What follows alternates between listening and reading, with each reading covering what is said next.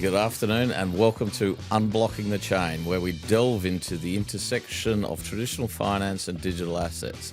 If you're curious about how these two worlds collide and what it means for your investment strategies, you've come to the right place. I'm Drew Bradford, and today I'm joined by Steve Vallas, who's the CEO of Blockchain APAC. Welcome aboard, Steve. Thanks for having me, Drew. Appreciate it. So today we thought we'd just have a little run through about policy in Australia. We've got an election coming up on the 3rd of May, so hopefully we're going to get this out with at least a week beforehand for you guys to listen to. Basically, what each side of the government will give you. Now, Steve is probably better placed than anybody in Australia to talk about not only current policy, but the history of where we've come from and how we've sort of, in reality, stopped and started in regulation of the digital asset space. So, Steve, what's your first recollection of either side of politics, policymakers in particular, talking about blockchain, crypto assets, etc.? I was particularly interested in the space back to 2017, sort of tinkering around it in 2016, but 2017 really started to pay attention, Drew, and I found myself in lots of rooms excited about the tech, as I think many people were back then. We talked about what the promise of the technology was. It didn't take long to realise that the conversation was going to shift towards regulation, and I used to do a variety of presentations back in the day, and I very quickly added a slide that had the word regulation on it. It was a little bit faded out. And at the time, I described it as the creeping fog of regulation, because I had a sense that a lot of the interest would be driven by regulators and how regulators viewed the space. And that creeping fog descended pretty quickly. And so it was pretty obvious back in 2017 that we were going to be talking about regulation a great deal. I totally get that. It does amaze me. We saw CBA issue a tokenized bond. I'm pretty sure it was for World Bank, but I could be wrong there, in 2017. And we've sort of gone nowhere since then on the tokenization of financial assets. The RBA is looking at Project Acacia now, but this is 8 years down the track. And so in 2017, I thought by 2020, all bonds would be tokenized, but there's just been a real lack of regulation in Australia. How do we compare to other jurisdictions? It's funny, everyone thinks they're in a worse place than their neighbours. Most people are looking at the movement within their own jurisdictions. It's been too slow, it's been cumbersome, it's missed the mark, and economic opportunity has generally sort of passed. So I think it's very difficult for people to realistically assess. I think you need to be in someone else's jurisdiction to have a better sense in many respects. I was in London last year and I heard the refrain from people in the UK about how slowly the FCA had moved. It sounded very much like what people say about the Australian regulatory scene within Australia. So I think in a relative sense, you need to give consideration to where people are at. I think we've slipped. We've slipped in a sense because factors conspired. Some were electoral, and we'll touch on them no doubt. Change of government, FTX, a variety of winds that sort of swept through regulatory bodies like the SEC. All of them have conspired to slow down Australia's interest in the space, or the willingness to move in sort of a similar fashion to what faster moving, faster acting kind of economies were doing. So we've waited to see how it was going to pan out, and that hasn't hurt us a huge amount over some of those years, but increasingly I think we're seeing the effects of now having sat on the sidelines a little bit too long, and when it comes to how Australia is otherwise viewed by jurisdictions that are looking to invest in a variety of markets, including our own. Well, I guess the election of Donald Trump in November last year seems to have accelerated both sides of politics talking about the space. Maybe we could touch a little bit later on what's going on in the US, because I think that's very relevant. But here in Australia, since that November date, we've had ASIC come out with InfoSheet 225 update. You've really had both sides of politics talking about regulation. Angus Taylor's come out with his 100-day plan. Andrew Charlton on the Labor side talking about what they're going to do. So what do you think? Do you think there's fundamentally a different view on either side of the Australian politics, or is it a bit bipartisan? Both sort of want to get down a regulatory path, but we just haven't had anything yet. it's an odd sort of repeat of history to varying degrees. And I was actively involved in conversations on the Liberal side of politics when they were still in government at the tail end of the previous administration here in Australia with Scott Morrison's government. And there was definitely greater interest at the back end of that term with respect to this space. There was policy announcements that were very much tied to an attempt on the part of the Conservative parties to be re-elected. So they came in a rush in a lot of respects. There was some chatter around it and there was general interest, but they did come in a rush at the back end of their term. They didn't make it into government. You had this reset. And the challenge with the reset was it was a genuine reset on the part of the Labor Party when they came in. A lot of the works that were being done in the previous government, there was a do-over. We talked about the development of things like the National Blockchain Roadmap, which was a construct of the previous government. And then when the Labor Party came in, that was kind of consigned to history. So we really did reset that conversation. The bit that mirrors some of the previous activities of the Liberal Party coalition was in recent months, and in relatively recent months, in the last 6 months or so, Labor has been much more active in communicating its position. Again, we're pushing towards the late stage of a term. They're trying to, in some respects, make, I think, the point that they're not that different from the Liberal view. You can't wedge the parties on these topics. If there's an opportunity to say we generally agree, it sort of dulls that subject matter. So I think we've seen in a very practical way the Labor Party step forward and say, we also think this is a jurisdictional issue that we need to address. We also think we're going to keep pace with what the rest of the world is doing, and this is the legislative sort of timeline. So I think they have leveled up, at least in the way they're positioning their understanding of and their interest in making sure there's consistency and continuity in their approach. So again, not a coincidence. I wouldn't have thought on either side of the aisle, blue team or red team, that there's been sort of an active discussion of this subject matter in the last 3 or 4 months. It has the potential, and this is what I've said many times, to win you votes. It's always struck me as odd, and I think we've had this conversation too, Drew, where I don't think you lose votes supporting digital assets and crypto, but you have the potential to lose votes not supporting it. And I think that realisation brought home by what happened in the US is now reflected in the way both sides of politics are addressing this issue.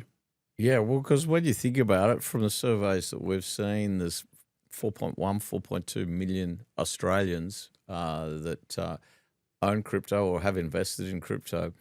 And when you look at the voting population, there's sort of 18, 19 million voters in Australia.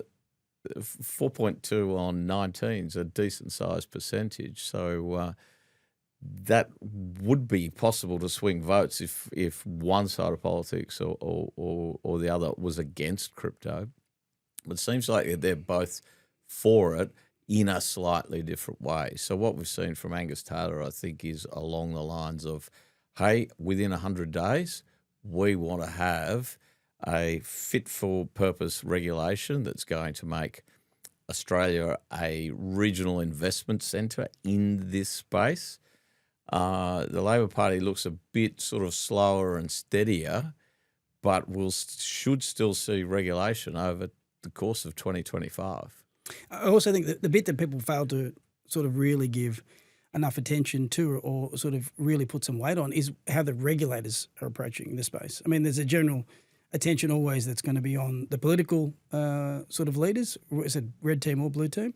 But regulators themselves have been upskilling themselves, or they've had the need to upskill themselves. Given how much change has been in a lot of jurisdictions, they are needing to get a better sense of what this looks like, how the regulations that we are proposing to enact in Australia will sort of play with other jurisdictions we often sort of engage with. That's been a pronounced shift, much more in my mind than a lot of the conversations you've necessarily seen on the political side. So if you break it down, how are you seeing ASIC/APRA, RBA, AUSTRAC, each of those guys looking at the space? So again, if I go back in time a little bit, the engagement I had with ASIC 3 years ago, give or take, is chalk and cheese with what's happening today. The truth of ASIC's approach, and ASIC were probably the regulator in market that was most obviously being told to look at this.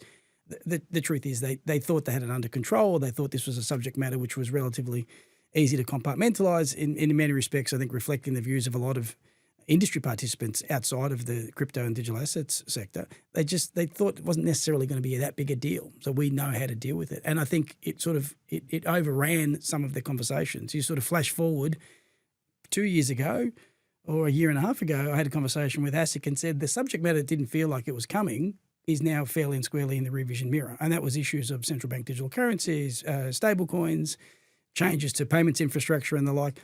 it really did catch them a little bit unawares. And if you now look at what happened with the Info Sheet 225 consultation that's recently been concluded, that's a very expansive review of so many issues that are impacting this segment. Now, you go back 3 years ago, you would have been told there's no need to look at any of those things. And you fast forward to where we are today, and Australian financial service licenses, markets licenses, the way we find sort of expertise, the way we're registering businesses to operate, all the obligations that will exist under things like DDO and target market determination, all these things now apply or could apply to this sector. That's come in a rush. So ASIC, I think, have found themselves in a position where they need to resource this very quickly. And so I think by their own reckoning, the consultation with respect to Info Sheet 225 was the most comprehensive and expensive they've ever done. So it's sort of it's a contrast to what people have said about the space, which is it's not that difficult, it's not that hard to get your head around.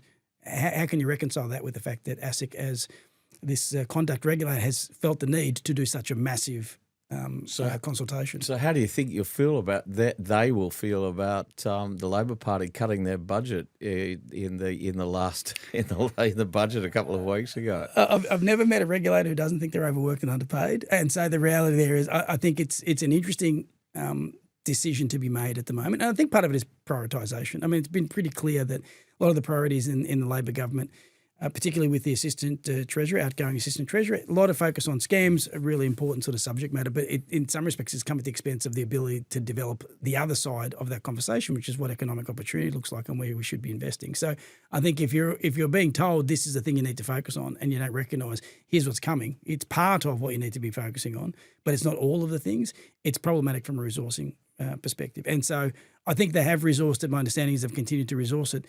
But the challenge in government, Drew, as we both know, is very hard to get talent, very hard to hold on to talent, and particularly in a market where people view themselves as economically advantaged by moving to the private sector. And so we're finding a lot of churn.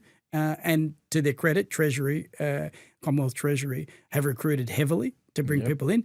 But then there's that onboarding process. There's the familiarity you need to give people about the intersections. There's teaching people how to run an organisation or how to be involved in an organisation that is complicated. So all those things have the perpetual effect of slowing down sort of the development of fit-for-purpose regulation. It's a practical reality. If you turn over a lot of people or if you're bringing in junior staff and you're trying to upskill them, necessarily there's a learning curve that happens outside of government, it happens within government as well. So definitely ASIC have been the main guys in this space. That was a gender-neutral guys as well, main operator in this space. What about other regulators, the RBA, AUSTRAC, APRA? How are they going? And I know they're touching on it, but how have you seen them? Different and changing. And so it's an interesting thing for me, watching ASIC's approach, and I said they're more heavily resourcing, they recognise the complexity of it. Treasury are being tasked with an enormous amount of work. Their positioning has had to shift according to the way momentum has sort of built around this space. The Reserve Bank's really interesting for me to watch. I think they've been more curious than the other regulators, as in they've been willing to have conversations, and a lot of the work that you sort of touched upon, the Project Acacia, the digital finance, CRC, and the work that they've done with respect to CBDCs, there is an intellectual curiosity. There's a recognition that this is a direction of travel they need to be involved in, but there's no need to move quickly. So it's very interesting and a very positive sign that they're talking about the kinds of things that a Reserve Bank should be thinking about, efficiency gains and infrastructure for the future. So I've seen them in market. I consider it an in-market kind of exercise, saying that we're open to these conversations and you should bring as much information to us as possible. So I really view that as positive. I think APRA have been on a steep learning curve, and I think part of it for them is, what part of these products and the development of these products will matter to them. Their role is pretty defined. Stablecoins have come out of nowhere in some respects. The scale of some of these projects or the potential for them to scale. I think they have been, as much as they can, onboarding information. We've seen personally that with the work that I'm doing with Rochelle Cox at Blockchain APAC, we're finding ourselves being engaged by APRA. APRA is open to showing up to rooms, really positive in that regard. AUSTRAC is an interesting one. Historically, a really good relationship with industry and particular focuses, lots of communication. I think AUSTRAC is in a difficult position and will be in a difficult position in the next 6 to 12 months because of the weight of reform that they're being asked to work with. There's tranche 2 obligations, all sorts of businesses that are going to have to report. That's a difficult thing because my understanding is the number of businesses that we're reporting to AUSTRAC will increase very, very significantly. There are particular regulations and legislation that's specific to the digital asset sector. The implementation of the travel rule is a very complicated thing that they need to be responsible for. That's something which all jurisdictions have struggled with. You layer that in, it means they will need to do much more with not necessarily many more resources. So I worry about what that looks like for industry engagement. I worry about what that means for prioritisation, because when you're asked to do a lot more work and be responsible for a lot more entities, how do you accommodate that and maintain that sort of close touch relationship? That's a challenge. And then two that don't get often mentioned. I mean, the ACCC gets mentioned in the scam sort of setting, but the scams framework that the ACCC are building out is very complicated as well. In my dealings with the ACCC, I've said to them, I don't think they appreciate in many respects how much impact they have on the industry before they're regulating it. There's a general sense that regulation of the industry is coming. It's part of this development of a scams framework. But my position of them is scams conversations impact every corner of this jurisdictional sort of interest. So it's already having an impact. You don't need a rule to let you know this is sort of. So they're going to be playing catch up. And AFCA, as the Financial Complaints Authority, again, they're being drawn into these conversations. So they are very quickly needing to sort of upscale, I think, and scale, because they'll have more responsibility for complaints that arise in relation to these things. So all the regulators have their own thing. And this is one of the difficulties, Drew, is people think monolithically. They say the regulator or the regulators. Each one of the things I've just described to you say all sorts of complexity, all sorts of resource challenges, all being driven by different regulatory requirements, different legislation. We have a very complicated regulatory tapestry here. And so, the fact that you don't go to one person and deal with all these things, that's one of the challenges. And government has recognised that there's real complexity in operating a business when you have so much overlap or so much adjacency. Yes, I know from with my Katina hat on, we're finding it's interesting dealing across the spectrum of regulators. Back to the election, quickly touch on that. Polymarkets now has Peter Dutton falling from 72 cents in mid-February to, I think, 16 or 17 cents this afternoon. And if you look back over 2024, when there were lots of elections, anyone that was that far behind with a couple of weeks to go didn't make it. So you're sort of buying 95 cents odds for 83 cents at the moment. How quickly do you think so two questions for you. Any favourites for the new Assistant Treasurer? Is that been sort of talked about at all? And how quickly do you think the Labor Party, assuming they do get in, will come and do something? I think that swing it sort of now with the benefit of hindsight looks relatively obvious, but it wasn't obvious 3 or 4 months ago in terms of the change of momentum around the Conservatives' position locally.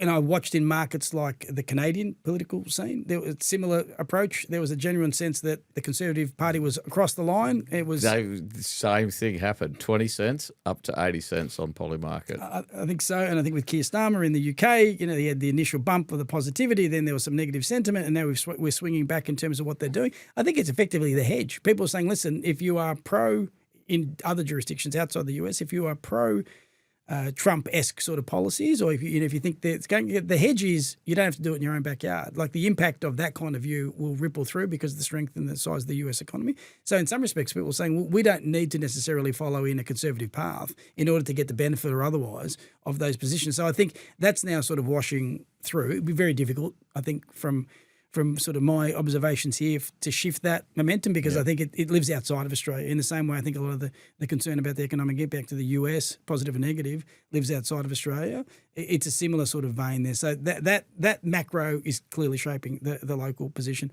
I think the Assistant Treasurer's role, and I wouldn't profess to know the magic that is the approach that the Labor Party will take. I know there's lots of functions and lots of roles and lots of favourites. I wouldn't hazard a guess, except we know that it's someone new. I mean, Stephen Jones is leaving Parliament, and so for that reason, it has to be someone new. It has to be someone new, and so I think we'll get a really good sense of what that person's role in the party is. It's an important role.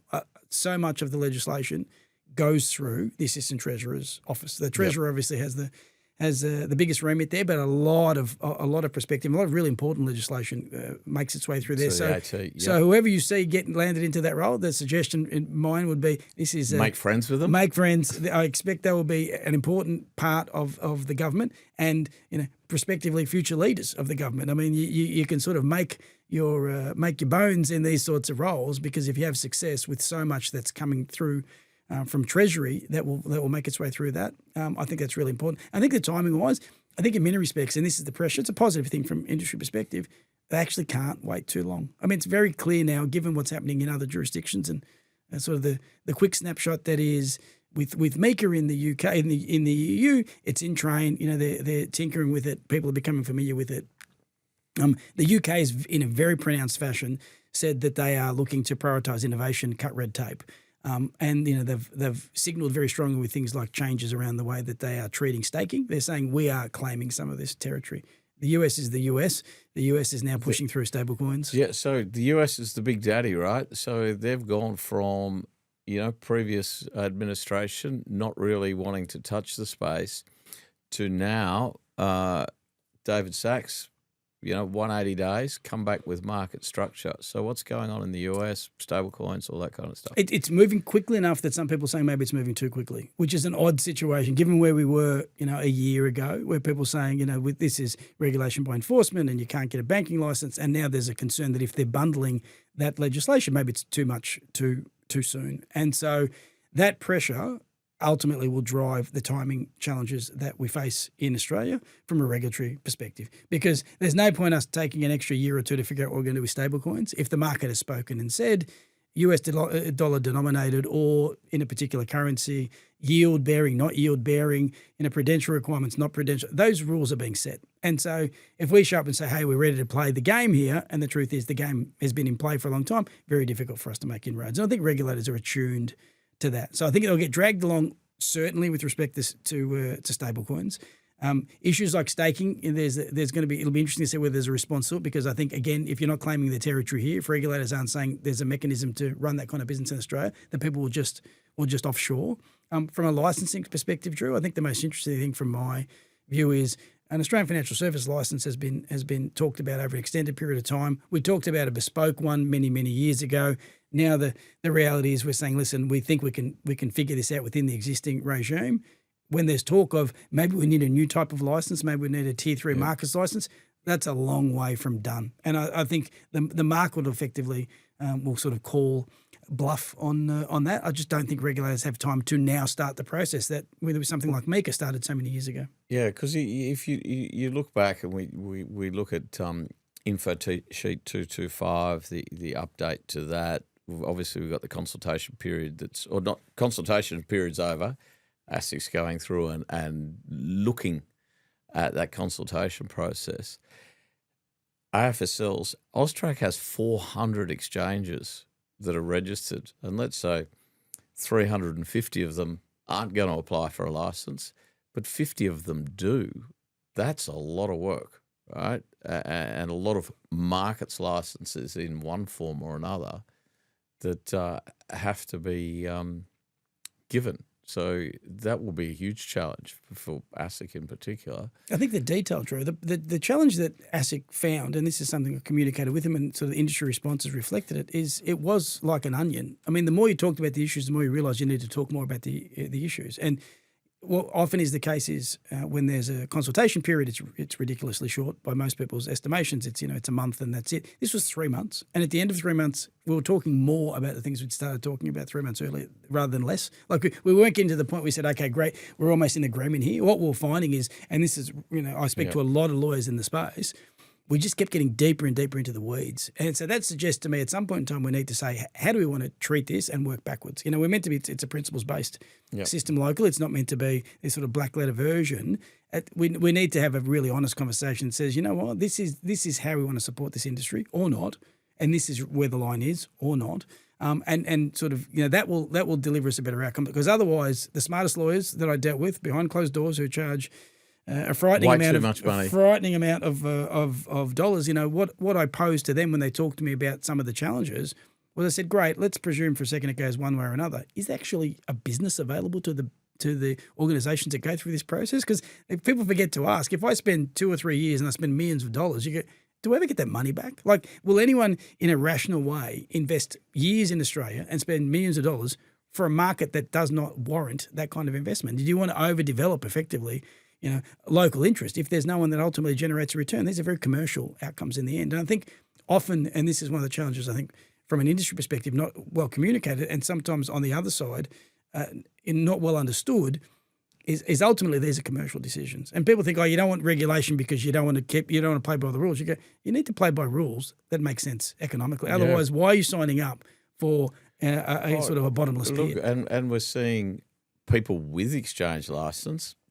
Singapore, the SGX said they're now going to start listing Bitcoin perps. So you could get the traditional markets. There's probably a bit of scar tissue at the ASX around blockchain technology, but you could get other people, and there are a few in Australia with markets license, 2 or 3, that they start listing already, start taking into that space, and they've got the license, which will make it even more uneconomical for the other exchanges, for the DCEs, current DCEs, to go through that 2/3 year period to basically get the required license. And the other question for us is, what kind of local industry do we want? I mean, the truth is there'll be economic opportunity for someone, and there are certain businesses. The question is, if there's no money for an extended period of time, or it's very difficult to operate a business, or the cost of operating are too high, there'll be a margin for someone, usually at scale, usually who has the benefit of multi-jurisdictional sort of footprints. You can wait it out, and this is one of the challenges of that 400 number, Drew, is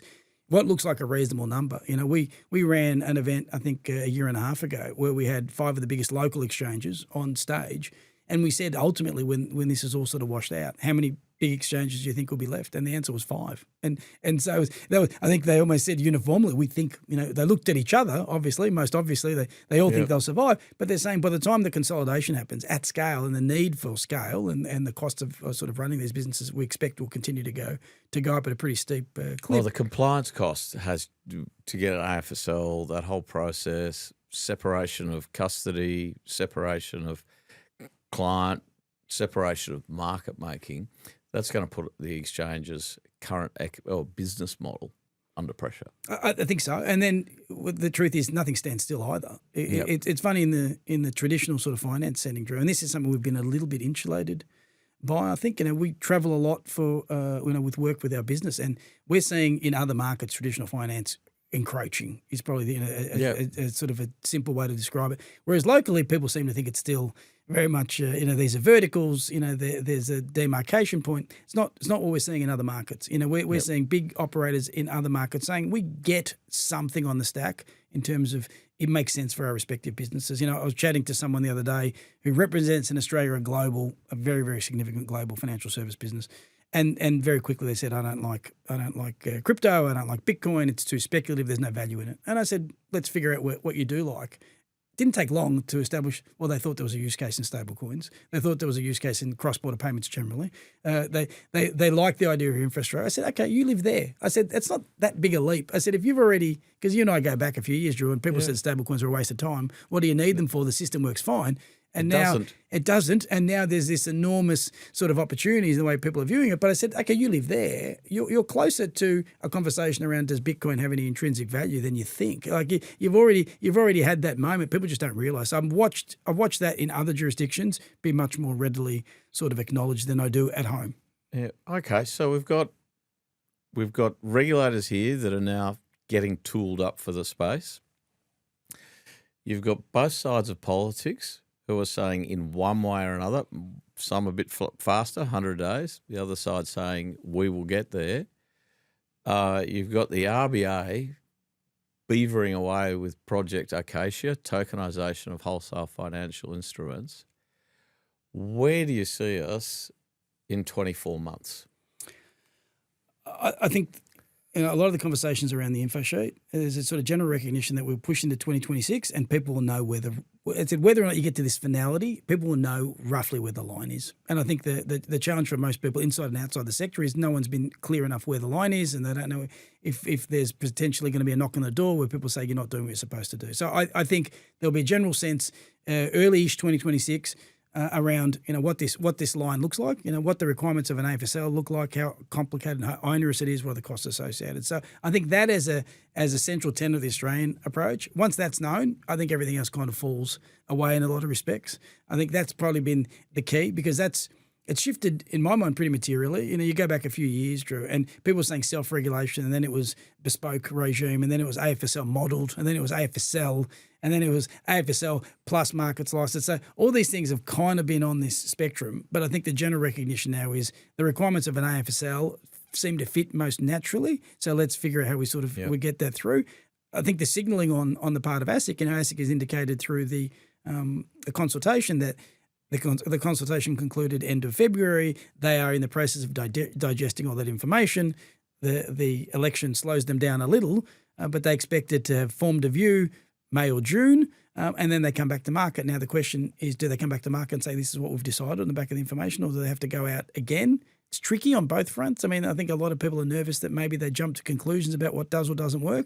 That's got to be sort of juxtaposed against if they don't come up with something, it's too late. So you're going to go either you come back too quickly and people are unhappy, and that's one of the positions that regulators will often put. They'll say, be careful what you wish for. I've heard that many times. You're going to go, I don't think anyone ever thinks it's the perfect present. Whatever you deliver at the front door, there's always criticism by segments of all sorts of financial service sectors about whether it's clear enough, it's good enough, it's conducive to investment and innovation. But I think ASIC will continue on this path and be pretty clear what their position is. And I think what was useful in the development of the info sheet and the conversations around is you're starting to see what the differences are between Treasury and ASIC as well. And I think Treasury's lens has been a little bit more commercial as it should be. They're talking about the guidance of this. ASIC will say consistently all they can do, and which is true, is apply the rules as they exist today. So if they're to change, ask Treasury. So we do. It's effectively saying, in a parental relationship, you didn't like what one parent told you, so well, go ask your mother, go ask your father. And so it's like, okay, let's go ask. And so we're getting a better sense, I think, from Treasury that they acknowledge that stablecoins need to be commercial in order to have any real chance of success and also not to dislocate us. And so that gets put to bed, I expect, relatively soon. Yeah, that whole payments modernisation, that makes a bunch of sense, and it's relatively simple. The fact that these things have been trained for such a long time, Drew, and this was part of the challenge, I think, in how much important legislation became really congested in this sort of late stage of the political term. There was BNPL reform, there was infrastructure reform with respect to payments, there was financial advisory reform. Digital assets, when you zoom out, it's just one of many of these things. That was a lot of things to be digesting. It was kind of chew, nothing got digested. And so I think the hope now is we come out whatever the result is, and you say, well, there is a greater sort of impetus, greater recognition that we need to get these things right. And so there's a lot of expectation. I think from an industry perspective, everyone really needs to be ready to sort of jump back in. And I think you and I laughed because you were talking about where the priorities are. There are so many people just outside of this top 10, top 20, top 30. The things that get the attention of government, you know what they are because in an election campaign, they talk about it. That's all you hear about. That's all you hear about. And so we're not hearing it. People aren't talking about digital assets. I mean, people might lament it's because the case is not being made. The truth is nothing can blunt cost of living conversations at the moment. No, nothing can blunt conversations around energy costs. So you just need to know your place. And the truth is, as much as we love the industry and we think there's great opportunities, very hard to say you should talk about this in equal measure to the thing that keeps your wages up and the costs of going to the supermarket down. Especially if both sides have whilst it's not the same view, they have a similar view. So one side's not going, we're turning right, and the other side's, we're turning left. It's all about how fast we go forward. So I think that's also why it hasn't really been a differentiator for either side to be able to try and go and get those 4.1, 4.2 million digital asset holders. And I think one of the challenges we have locally, and it's not anything that's going to be remedied soon, the 3-year terms, Drew. I mean, the challenge of 3-year terms is too short.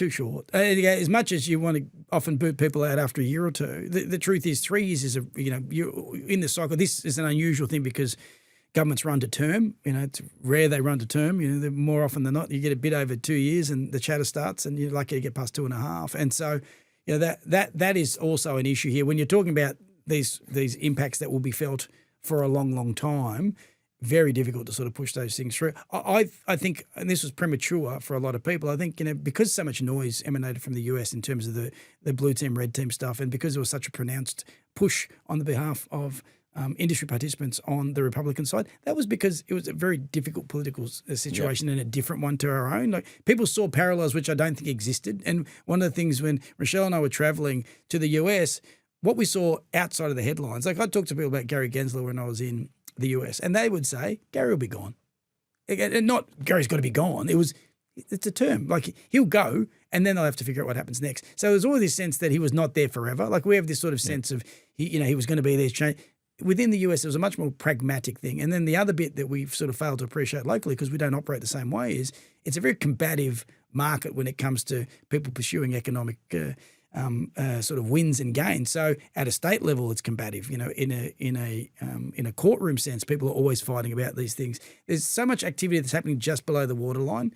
From afar, all we see is Joe Biden says this and Donald Trump says that. But you go to the US and it's interesting to see how much is happening. The halls in Washington. Yeah, and you go, all those politicians. I mean, this is, whether you believe it or not, I mean, there's a conversation which we tend to discount locally.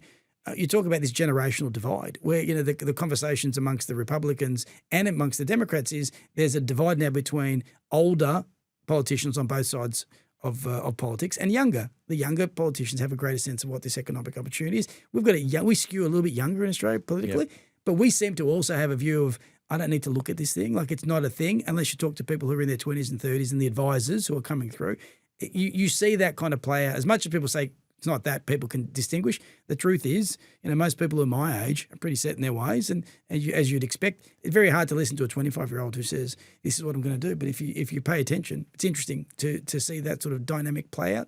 Less subtle in the US, but you have to be paying attention to it. And I found that a lot of the conversations that we had about what influence the US is having, I've been strongly of the view, reflected of the trip to the UK, you were with me across in London. When I said I was going to London with Rochelle to run this RegTech event, people said, why London? Who cares what's happening in the UK? And said, the UK will influence us disproportionately. Yeah, absolutely. You got that feeling, and they're always, they're like a parent for us in some ways, and they are for our legal system and the way our regulators, where they look.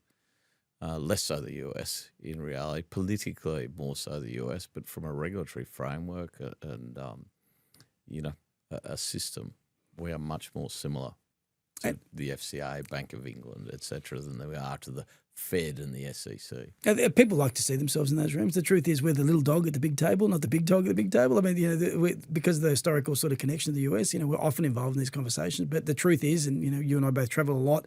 When you ask where Australia fits in the conversation, you have to insert yourself in the conversation to ask that. No one says, by the way, what's Australia doing right now? Think? And so, absolutely not. That challenge is something that, again, it's tricky, and this is one of the difficulties for industry and for regulators.